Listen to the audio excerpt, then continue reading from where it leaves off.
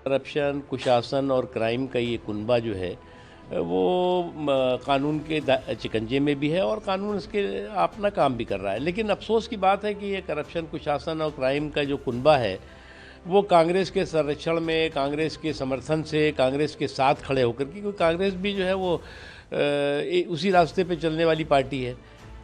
तो वो जो है वो बिहार में जो है वो फिर से सपना देख रहे हैं कि उनका जो कुशासन का युग है, उनका जंगल राज का युग है वो आएगा। लेकिन मुझे लगता है कि जनता, बिहार की जनता एक बार फिर से सुशासन को इलेक्ट करेगी और इस तरह से करप्शन, कुशासन और क्राइम के कुनबे को रिजेक्ट करेगी। तो क्या आपका बंटवारा कर लिया, लेकिन इंडिया अलायंस की तरफ से अभी तक बंटवारा नहीं हो पाया है, तो ये भी कहीं ना कहीं नुकसान पहुंचाएगा? ऐसा है ना कि ये जो गठबंधन है, ये गठबंधन जो है वो शुद्ध रूप से जो है विरोधाभासों का गठबंधन है और इस गठबंधन में जितने इनके महत्वाकांक्षी विरोधाभास हैं वो जो है वो एक के बाद एक अब आप चुनाव आते आते आपको और दिखाई पड़ेंगे। सर, ममता बनर्जी का कहना है, दुर्गा को बयान दे रही थी, उनका कहना है कि लड़कियों को देर रात बाहर ही नहीं निकलना चाहिए जिससे कि इस तरह की घटनाएं उनके साथ ना हो। देखो, लड़कियों पे आप कंट्रोल करने की बात कर रही हैं और लफंगों को जो है वो आप संरक्षण और सुरक्षा देती फिर रही हैं। ये जो अपने आप में सोच है एक महिला मुख्यमंत्री की कि लड़कियों को तो आप जो है वो सीख दे रही हैं, कंट्रोल करने की बात कर रही हैं, और जो लफंगे हैं, जो अराजक तत्व हैं, जो गुंडे हैं, जो माफिया हैं, उनको जो है वो आप संरक्षण देती हुई फिर रही हैं। इससे ये बात साफ हो जाती है कि पश्चिम बंगाल की सरकार किस तरह से अराजक तत्वों, गुंडों, माफियाओं के सामने जो है वो हताश और निराश है और बंधक बनी हुई है उनकी। प्रियंक खड़गे जो कि कर्नाटक सरकार में मंत्री भी हैं, उन्होंने कर्नाटक सरकार के मुख्यमंत्री को चिट्ठी लिख करके कहा है कि आरएसएस की एक्टिविटीज तमाम जो गवर्नमेंट स्कूल कॉलेजेस हैं या जो पब्लिक प्लेसेस हैं वहाँ पर बंद की जानी चाहिए। देखो, एक बात बताऊँ मैं, ये आरएसएस की एक्टिविटी बंद कराते कराते और आरएसएस का जो है वो के खिलाफ विलाप करते करते खुद इनकी एक्टिविटी जो है वो सिमटती और सिकुड़ती जा रही है। ये दशकों से आरएसएस के खिलाफ इनका दुष्टतापूर्ण दुष्प्रचार और दुराग्रह जो है वो दरकिनार करके आरएसएस तो बढ़ती रही, लेकिन ये सिमटते और सिकुड़ते रहे।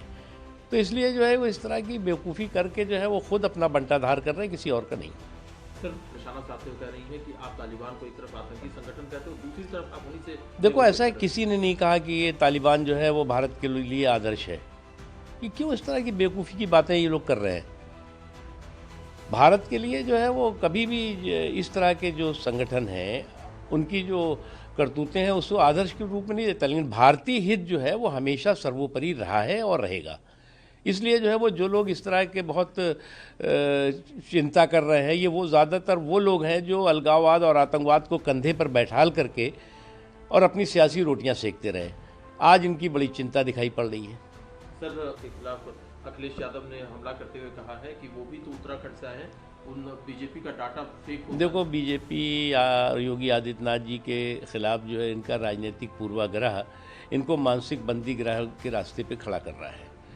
अब अगर राजनीतिक पूर्वाग्रह आपको मानसिक बंदीगृह के रास्ते में खड़ा करेगा तो आप इसी तरह की बहकी बहकी बातें करेंगे।